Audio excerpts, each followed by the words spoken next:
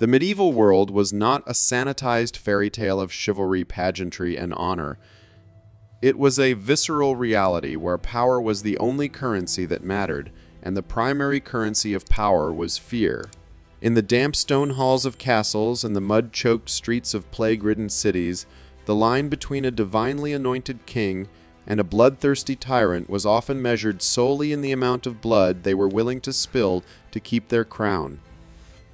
To rule in the Middle Ages was to live in a constant, suffocating state of paranoia, where a king had to watch his back against his own envious family, his ambitious nobles, and the restless anger of the starving peasantry. In this pressure cooker of dynastic intrigue, mercy was often interpreted as a fatal weakness, and justice was a weapon to be wielded with terrifying surgical precision. We often think of medieval kings as distant figures woven into tapestries, stiff and lifeless in their robes of state, but they were flesh and blood men driven by towering ambition, insatiable greed, and crippling insecurity. To maintain their precarious grip on the throne, some monarchs descended into a moral abyss so profound that their deeds still chill, the blood centuries later proving that the crown was often heavier than the conscience. They did not just punish their enemies, they unmade them, turning the human body into a canvas of agony and the public square into a theater of carefully choreographed horror designed to traumatize the observer. They invented new ways to kill that prolonged death for days and new ways to imprison that erased a man from existence, breaking the human spirit until there was nothing left but dust. This documentary will take you into the twisted minds and damp dungeons of 5 of history's most ruthless rulers to examine the anatomy of their cruelty. We will travel to England to witness the invention of the ultimate execution method by King Edward I Longshanks, and descend into the silent darkness of King Louis Xi's secret torture chambers in France. We will feel the gnawing, maddening hunger of King John's victims locked away in stone tombs, walk through the forest of the impaled planted by Vlad, the Impaler, and stand before the roaring flames that consumed the Knights Templar at the command of King Philip the Fair. These are not just stories of violence, they are case studies in how terror was used as a legitimate tool of statecraft, creating a legacy written in blood and ash. Let us begin in England in the year 1283 with King Edward I, a towering, intimidating figure standing 6 feet 2 inches tall, earning him the moniker Longshanks. He is a monarch obsessed with absolute order and total dominion, having spent decades warring to bring the fractious British Isles under one iron crown. His latest obsession is the rugged, defiant Principality of Wales, where the Welsh, under their charismatic Prince Dafydd ap Gruffydd, have fought a tenacious guerrilla war against English hegemony.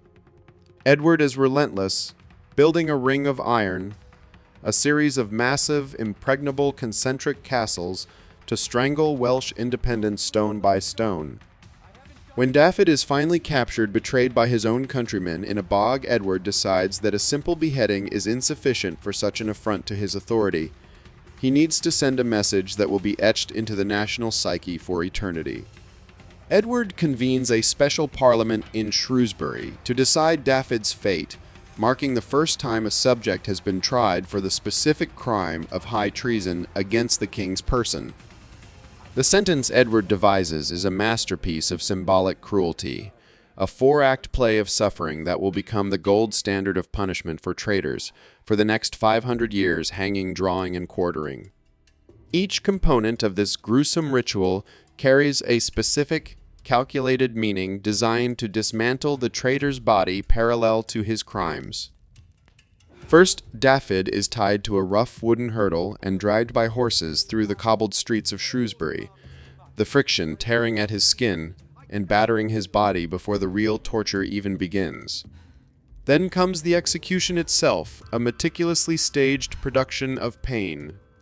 He is hanged by the neck, but the executioner is under strict orders not to let him die, cutting him down while he is still alive, gasping for air with his throat crushed, but his consciousness intact.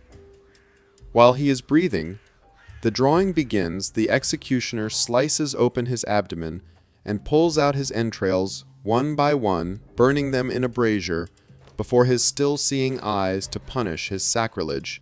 Finally, his body is hacked into 4 quarters, with his head sent to the Tower of London and his limbs distributed to York, Winchester, Bristol, and Northampton. Dafydd ap Gruffydd is literally scattered to the winds, his body turned into a map of Edward's authority, proving that the king's wrath could pursue a man even beyond the moment of death. Across the Channel, 2 centuries later, another king is redefining the art of control through entirely different yet equally terrifying means. King Louis XI of France is a man of a very different temperament than the warrior Edward. Gaunt, sickly, and notoriously shabbily dressed, he prefers diplomacy to battle and spies to soldiers. His contemporaries call him the universal spider because he sits at the center of a vast, invisible web of informants that stretches across Europe, knowing the secrets of his enemies before they even whisper them. Louis understands a fundamental truth of tyranny. The most effective terror is not the one you see in the public square, but the one you don't see, the terror of the unknown. Louis's preferred weapon is the prison, specifically the oubliette, a dungeon derived from the French verb oublier, to forget.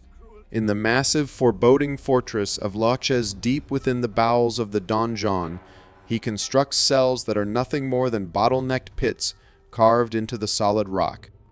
A prisoner is lowered down on a rope into the blackness, and once the rope is pulled up, they are alone with the damp stone, the rats, and the silence. Men thrown into these pits simply vanished from the earth, their families never knowing if they were dead or alive, creating a psychological torture for the living that was as potent as the physical torture of the prisoner. But Louis had a special mechanical torment for his most hated high-ranking enemies, the fillet or little daughter. This was an iron cage, roughly 6 feet by 6 feet, suspended from the ceiling of a dungeon or bolted to the floor, engineered to be a torture device of pure geometry. It was too small for a man to stand up in fully and too small for him to lie down in fully, forcing the prisoner to exist in a permanent crippling crouch. The most famous occupant was Cardinal Jean Balue, who lived in this cage for 11 years, fed through the bars like a dangerous animal and sleeping in his own filth. Louis would occasionally visit him not to torture him physically, but to talk and mock him, reminding him of the absolute power that held him there. Louis proved that you don't need to cut a man to pieces to destroy him. You just need to put him in a box and wait. If Louis was the master of the long psychological game, King John of England, who ruled in the early 13th century, was a master of petty, vindictive cruelty born of deep insecurity. John is perhaps the most vilified king in English history, often remembered as the villain of the Robin Hood legends, but the historical reality of his rule was far darker than any folklore. John was a man of intense paranoia, constantly seeing conspiracies in the shadows, and when he felt threatened, he lashed out with a weapon that cost him nothing but time and a locked-door starvation. In the medieval mind, starvation was a particularly horrific way to die because it was slow, degrading, and dehumanizing, reducing a noble human being to a primal state. The story of Maud de Breaux's is the defining atrocity of his reign, a stain that would haunt him to his grave. Maud was the wife of a powerful baron who had once been John's favorite, but when John demanded their eldest son as a hostage to ensure loyalty, Maud publicly declared she would not surrender her son to a king who had murdered his own nephew. John's fury was instantaneous. He hunted the family down, and while her husband escaped, Maud and her son were captured and imprisoned in the deepest dungeons of Corfe Castle. John did not order them executed. He ordered the jailers to throw a sheaf of raw bacon and oats into the cell and lock the door. He waited for 11 days while the silence of the dungeon deepened.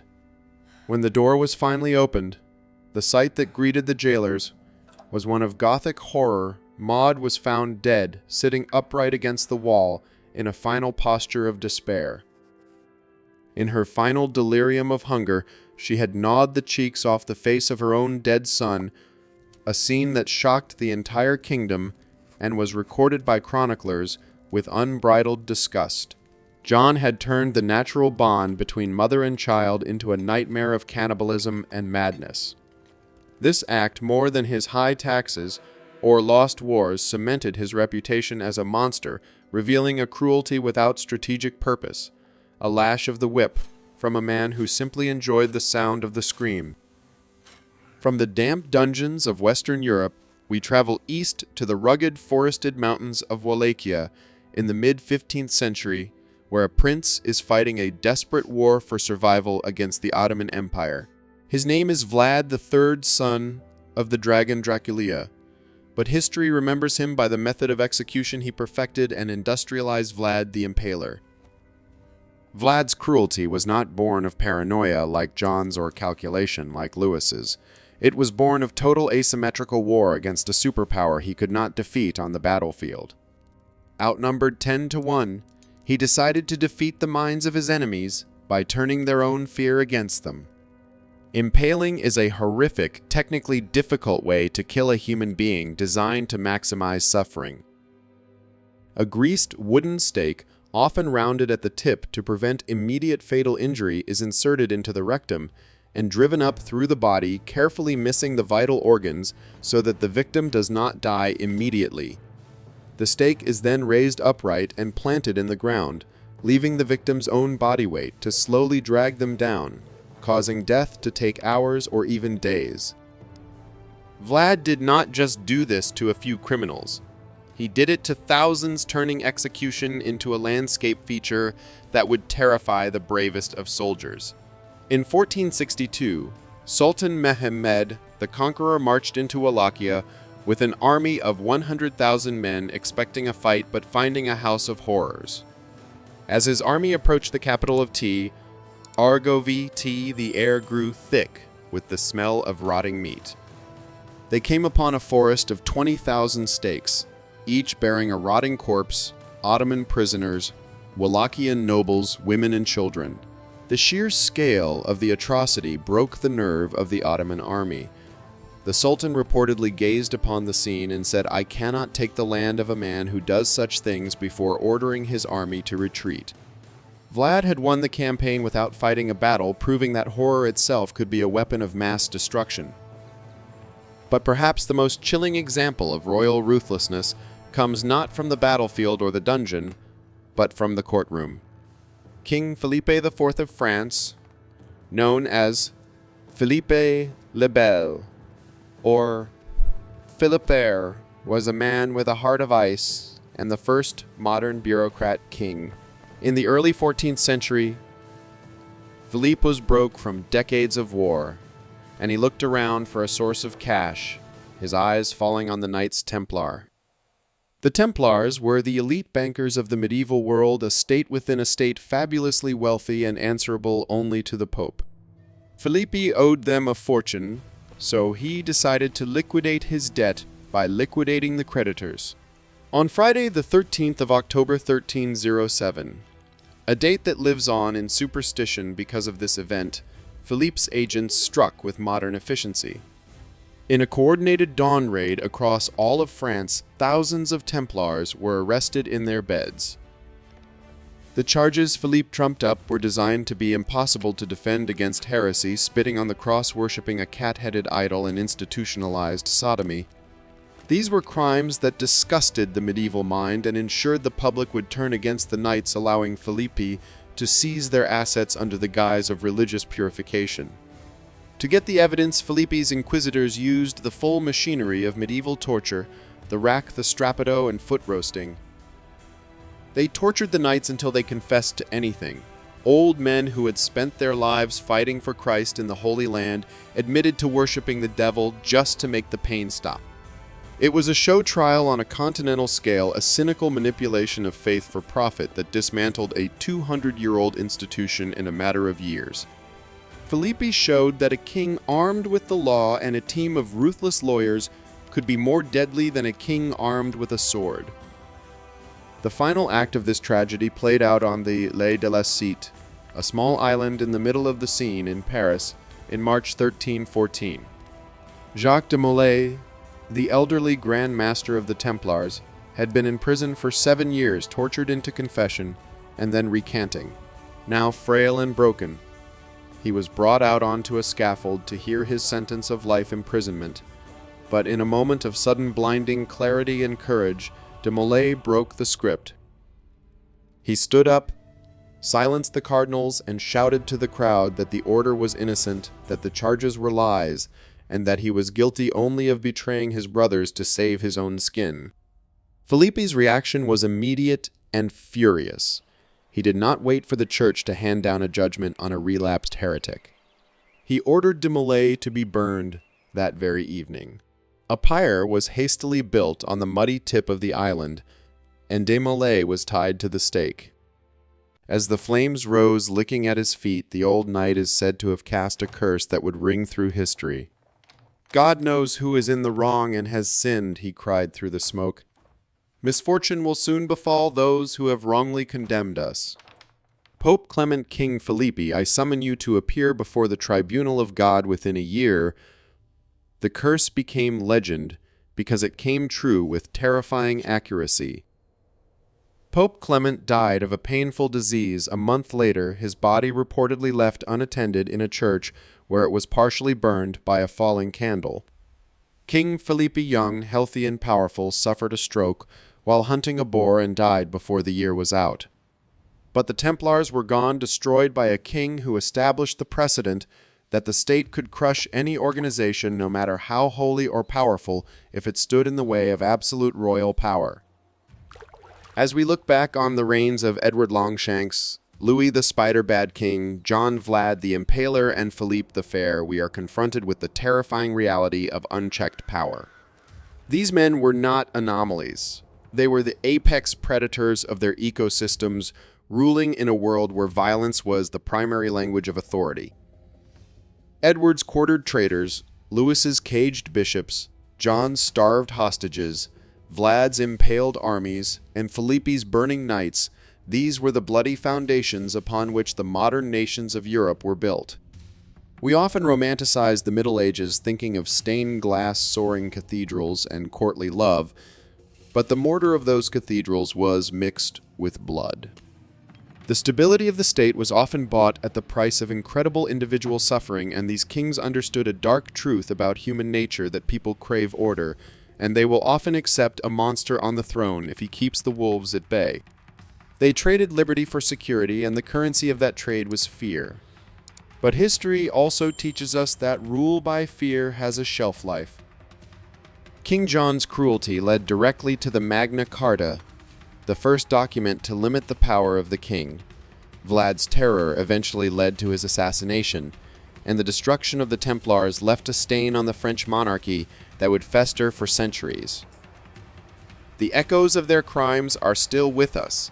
The Tower of London, the ruins of Poenari, the archives of Paris, serving as grim monuments to the capacity of the human heart for cruelty when it is armored in the absolute authority of the crown.